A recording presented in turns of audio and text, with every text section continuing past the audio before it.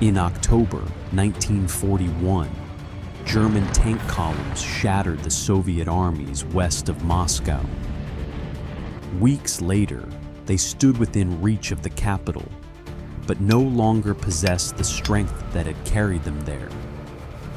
Hundreds of thousands of Red Army soldiers had been trapped, and the roads pointed east. Yet Germany could no longer turn battlefield destruction into strategic victory. Operation Barbarossa balanced on a narrowing margin. Could the Wehrmacht reach Moscow before the advance consumed the army carrying it forward? To the German command, the answer seemed settled when Operation Typhoon began.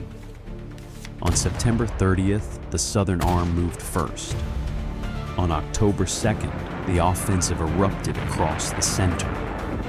Army Group Center was ordered to break through Soviet fronts, surround their armies, and then drive on the capital. Hitler expected more breakthroughs in enormous pockets. If the Red Army lost its forces here, Moscow might be isolated before a new defense formed. But Typhoon depended on speed, and speed now depended on an army worn by 3 months of invasion. The opening blows were devastating. German armor punched through weak junctions and raced into the Soviet rear. Orel fell on October 3rd, while evacuation was still underway. Farther north, armored spearheads curved around Vyazma. By October 7th, their pincers were closing around most of 4 Soviet armies and part of a 5th. Around Bryansk, more formations were cut off as the southern drive swept behind them. German reports claimed over 600,000 prisoners, although later estimates are lower and the total remains disputed. Whatever the total, the Soviet disaster was immense. But closing a pocket was not the same as destroying it. Encircled troops fought on, forcing German infantry to reduce their positions, village by village. Roughly 24 German divisions were drawn into reducing the pockets, while the mobile formations farther east advanced under growing shortages of fuel, repairs, infantry, and supplies. The victory had destroyed Soviet armies, but it also consumed the days needed to exploit their destruction.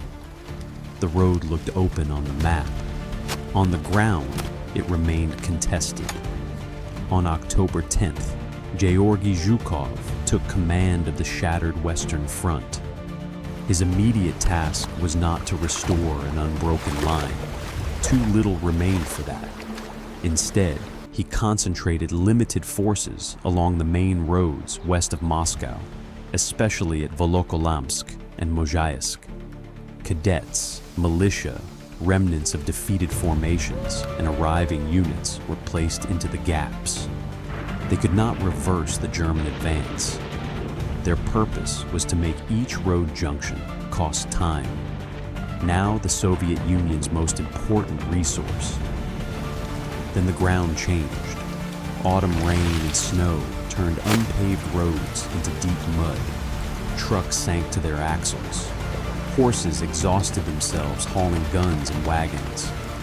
Fuel existed in depots, but moving it forward became difficult. Damaged tanks accumulated faster than workshops could repair them. Rail repairs could not provide the capacity Typhoon required. Damaged bridges and scarce locomotives and rolling stock restricted traffic. Firm roads became funnels for ammunition, food, ambulances, reinforcements, and fuel. The offensive had outrun the transportation system needed to sustain it. Even so, the Germans continued forward. Kalinin fell on October 14th, threatening Moscow from the northwest. Mozhaisk was lost days later. On October 15th, ministries were ordered to prepare for evacuation. Rumors spread through the capital, triggering panic. Factories moved machinery east, while workers built barricades and defensive belts around the city. Stalin remained in Moscow, turning its defense into a political and military test. The danger was real, but a city organizing for battle was not an open prize waiting to be occupied. South of Moscow, Heinz Guderian's armored force reached the approaches to Tula in late October. Capturing the city would open a route around the capital and threaten its communications. But Tula held. Soviet soldiers, workers, and arriving formations blocked the direct assault, forcing Guderian to search for a wider route. Resistance stiffened along the western approaches. What had appeared to be the final pursuit became a series of local battles. German formations still advanced, but they were losing men, vehicles, and momentum faster than Germany could replace them. By early November, Operation Typhoon had stalled. The pause allowed German vehicle repairs, and the first hard freeze made the roads firm again. But it also allowed the Soviets to rebuild. New armies assembled, defenses deepened, and reinforcements arrived from regions including the Far East. On November 7th, Soviet troops marched through Red Square toward the front. The parade did not alter the military balance, but showed that the government still controlled the capital and intended to fight. The German command faced a choice: stop short or gamble on one final blow. It chose the gamble. Beginning in mid-November, German armored forces attempted to envelop Moscow again. One thrust moved north through Klin. Another tried to pass around Tula in the south, while infantry pressed from the west. The northern offensive captured Klin on November 23rd, followed by Solnekhnogorsk and Istra. Advance units were now alarmingly close to Moscow. A German detachment crossed the Moscow-Volga Canal near Yakroma, but a Soviet counterattack drove it back. In the south, Tula still anchored the line. Guderian's dispersed columns could neither take the city nor close the southern pincer. The distance to Moscow was shrinking, but German striking power was shrinking faster. Infantry regiments were badly depleted. Many panzer divisions had only a fraction of their original tanks. Ammunition and fuel arrived irregularly. Winter clothing remained trapped in the supply system or had never been supplied in sufficient quantities.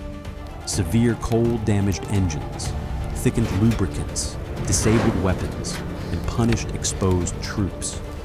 But winter did not stop a healthy offensive. It struck one already weakened by attrition, overextended transport, autumn mud, Soviet resistance, and the assumption that the next offensive line would be the last. Meanwhile, Soviet troops were no longer merely buying time.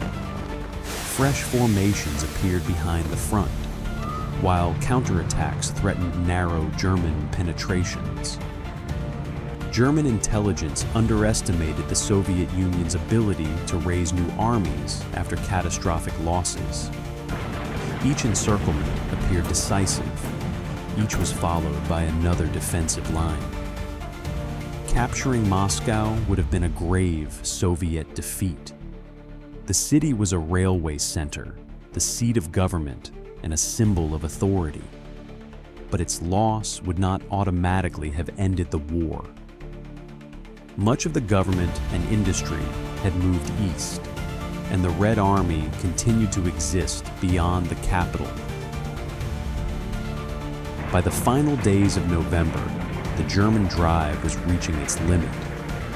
Some units stood only a few dozen kilometers from central Moscow, yet there was no intact force capable of completing the encirclement, much less assaulting and holding the capital. German attacks failed in early December. On December 5th and 6th, Soviet armies began their counteroffensive, forcing Army Group Center into its first major retreat. Germany had won an immense tactical victory at Vyazma and Bryansk, destroying formations and taking hundreds of thousands of prisoners. The Soviet Union had paid for Moscow with armies, territory, and lives. But the encirclements did not leave an open road. They left a narrowing corridor filled with mud, resistance, broken vehicles, and lost time. Germany reached the gates of its objective only after exhausting the means to take it